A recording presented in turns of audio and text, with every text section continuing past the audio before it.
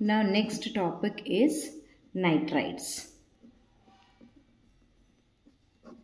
Okay, nitrides ante ఇంతకు ముందు same carbides లాగానే కార్బైడ్స్ లో మనం ఏమని చెప్పాం, కార్బన్ అండ్ అనదర్ ఎలిమెంట్ అని చెప్పాం. ఇక్కడ నైట్రోజన్ అండ్ అనదర్ ఎలిమెంట్. ఇక్కడ కూడా ఏమవుతుంది, నైట్రోజన్ కన్నా దీని ఎలక్ట్రోనెగటివిటీ తక్కువ ఉండాలి. ఓకేనా, ఇక్కడ కూడా కార్బన్ కన్నా దీని ఎలక్ట్రోనెగటివిటీ తక్కువ ఉంది కదా. సో ఇందులో కూడా నైట్రోజన్ కన్నా తక్కువ ఎలక్ట్రోనెగటివిటీ ఉన్న ఎలిమెంట్తో ఒకవేళ నైట్రోజన్ బైండ్ అయితే ఈ కెమికల్ కాంపౌండ్ని మనం ఏమని అంటామంటే nitrides. Okay, nitrides. So these nitrides are classified into 3 types. Again same, ionic nitrides. Second one is covalent nitrides. Third one is interstitial nitrides. Okay, ionic nitrides anante indulo nitrogen anedi N3- ionic form lo untundi. Okay na, N3- ionic form. Except ivi ఏ elements form అవుతాయి అనంటే except lithium, copper, mercury. Hg అంటే mercury. ఇవి తప్ప మిగిలిన second A group elements, 3b group elements, ఈ group elements మనకి ionic nitrides ఇస్తాయి. ఓకేనా, ఈ group elements except lithium, copper, mercury, these group elements will give ionic nitrides.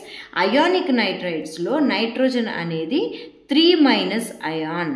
Okay, N3- ion ఫామ్లో ఉంటుంది. ఓకే, నౌ ప్రిపరేషన్ చూద్దాము. Preparation, so ionic the preparation. Okay, ప్రిపరేషన్లో సింపుల్గా లిథియం అనేది any element reacting with nitrogen simply మనకి Li3n అంటే lithium nitride form అయింది. ఓకేనా, సో సింపుల్గా మెటల్ని or this element is reacted with nitrogen to give lithium nitride. This is nothing but ionic, what it is, ionic nitride. Okay, ionic nitride. Next ఇంకొక method ఏంటి అని అంటే this is just simply heating. Okay, ఒక మెటల్ని మనం నైట్రోజన్తో సింపుల్గా heat చేస్తే మనకి ఇది వచ్చింది. అండ్ ఇంకొక మెథడ్ ఏంటి అని అంటే, సెకండ్ మెథడ్ ఏంటి అని అంటే heating of amides at high temperature. అమైడ్స్ని ఎట్ హై టెంపరేచర్ మనము హీట్ చేస్తే కూడా మనకి నైట్రైడ్ ఫామ్ అవుతుంది. ఓకేనా, అంటే for example barium NH2 taken twice, దీన్ని ఈ అమైడ్ నేను హీట్ చేస్తే నాకు ఏమొస్తుంది అని అంటే Ba3N2 barium nitride plus ammonia. So these two are preparation methods of nitrides. Okay, ionic nitrides అంటే ఏంటి, ఎక్సెప్ట్ దీస్ ఎలిమెంట్స్, ఈ 2 గ్రూప్ ఎలిమెంట్స్ అనేవి అయానిక్ నైట్రైడ్స్ ఫామ్ అవుతాయి. అయానిక్ నైట్రైడ్స్లో నైట్రోజన్ 3- అయాన్ ఫామ్లో ఉంటుంది. దీని ప్రిపరేషన్ ఏంటి, 2 methods, direct heating with metal, direct heating of nitrogen with metal, or heating of అమైడ్ని నువ్వు హై టెంపరేచర్ మీద హీట్ చేసినా కూడా మనకి ఏమొస్తుంది, nitride. For example this one. ఇక్కడ చూద్దామా, క్రిస్ క్రాస్ మెథడ్లో చూస్తే నైట్రోజన్ పైన ఏమొస్తుంది, N3-, ఇక్కడ కూడా ఏమొస్తుంది N3-, అంటే ఇవి 2 ionic nitrides. Okay, next covalent nitrides. Covalent నైట్రైడ్స్లో కూడా మనకేంటి, ఈ నైట్రైడ్స్లో ఏమవుతుంది అని అంటే ఈ ఎలిమెంట్కి నైట్రోజన్కి మధ్యలో మనకి ఏం బాండ్ ఉంటుంది, కోవలెంట్ బాండ్ ఉంటుంది. Okay, so examples of covalent nitrides. Examples of covalent nitrides ఏంటి అని అంటే బోరాన్ నైట్రైడ్, అల్యూమినియం నైట్రైడ్. ఇవి 2 ఏంటి, covalent nitrides. Okay, next okay, hydrolysis of ionic nitride is missed here. Hydrolysis of important ఇది కూడా, hydrolysis of nitrites. Okay, so ఇప్పుడు metal nitrates, for example Mg3N2. okay, this is an ionic nitride. When this ionic nitride ante Mg3N2 hydrolysis undergoes hydrolysis, manaki em ostundi anante ammonia NH3 plus metal hydroxide. ఇప్పుడు ఈ ఇక్కడ metal ఇదే కదా, మెగ్నీషియమే కదా metal, this magnesium metal. So magnesium ఏమవుతుంది, magnesium hydroxide.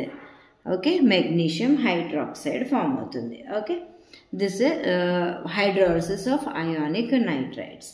ఇప్పుడు structure of Li3N. Okay, ఇది యాక్చువల్గా ఎగ్జాక్ట్ స్ట్రక్చర్ ఇది మనం చెప్పలేము మనం, బట్ ఈ స్ట్రక్చర్ని ప్రపోజ్ చేశారు. NLi minus structure of lithium nitride.